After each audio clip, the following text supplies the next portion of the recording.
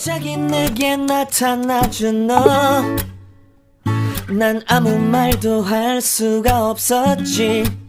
Hi guys, welcome to my YouTube channel. It's me, your one and only Avvi.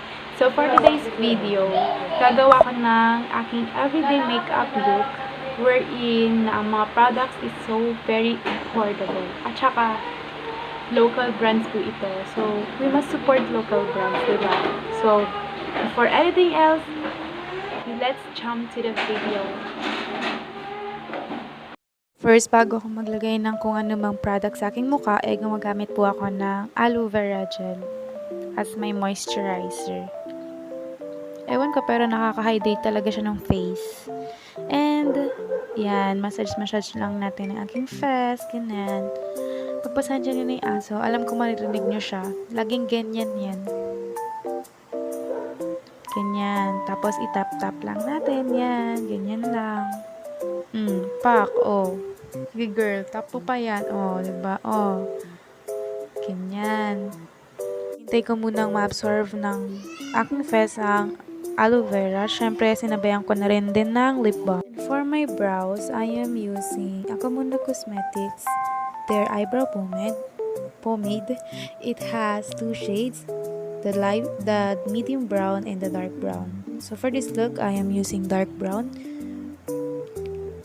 Kasi yung medium brown is parang red, may pagka-red sa aking kilay, ganun. Kukunin ko lang yung aking spoolie.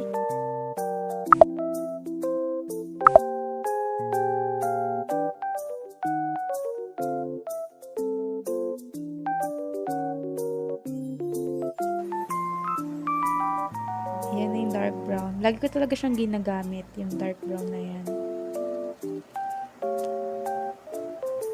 Kasi may kita niyo naman yung kilay ko, hindi talaga pantay yung pagkakatubo niya. Ewan ko rin kung bakit. Simula naman noon, hindi na ulit ako nakapagkahit ng aking kilay, kaya yan.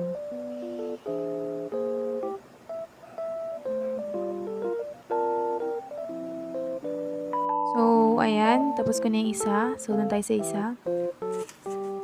And after niya, nakapaglinis na rin ako ng aking kilay. So, next is for eyeshadow. I'm using Sunset Dream from Makeover. In this look, I am using the shade Morn.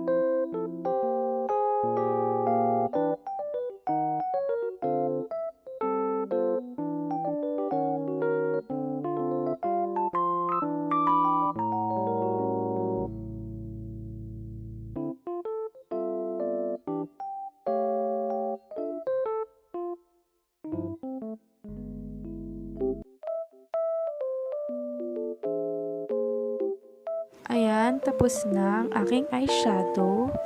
So, next, let's proceed sa aking eyelash. I'm using eyelash curler muna bago maglagay ng mascara.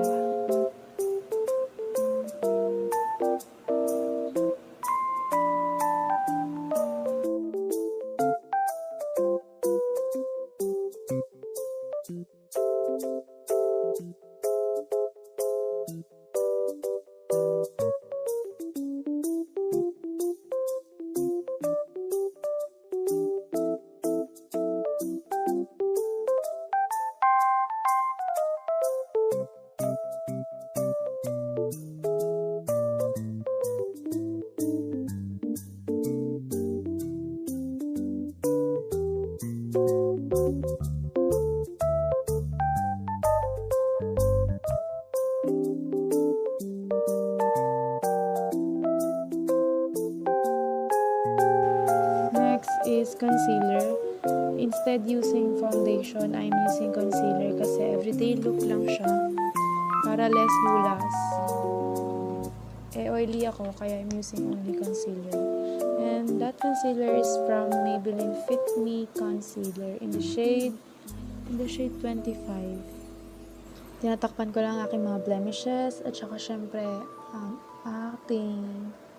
aking eyebrows. Ayan, konting highlight lang sa noo, sa aking T-zones.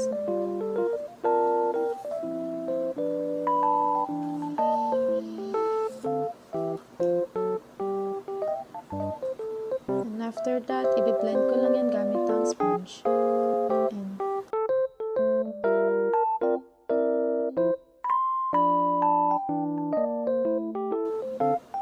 And so next, I'm using AkoMuna Cosmetics, their lip mousse in the shade Queen.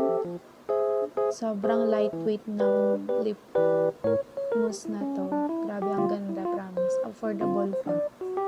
If you want to purchase their products, you can visit their IG account. I will link that on my description box.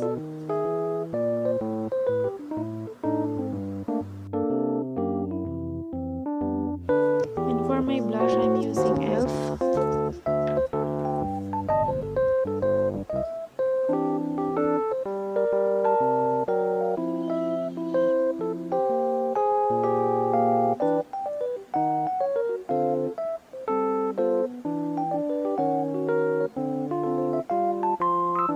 Diyan ko siya nilalagay sa may parang upper part ng or sa aking cheekbone, sa taas ng aking cheekbone. Kasi para magmukha siyang natural lang.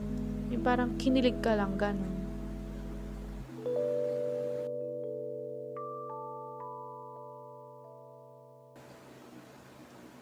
After putting a blush, I'm using a baby powder to set my face.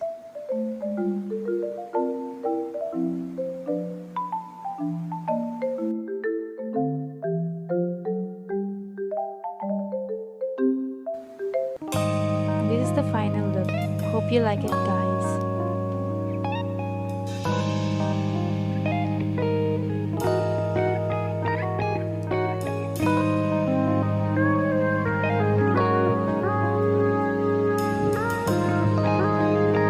So that is for today. Thank you for watching my video. Please don't forget to like and share this video. If you haven't subscribed yet, please do subscribe and hit the notification bell. So, lagi kang updated sa aking every upload. Bye! See you on my next video. Bye!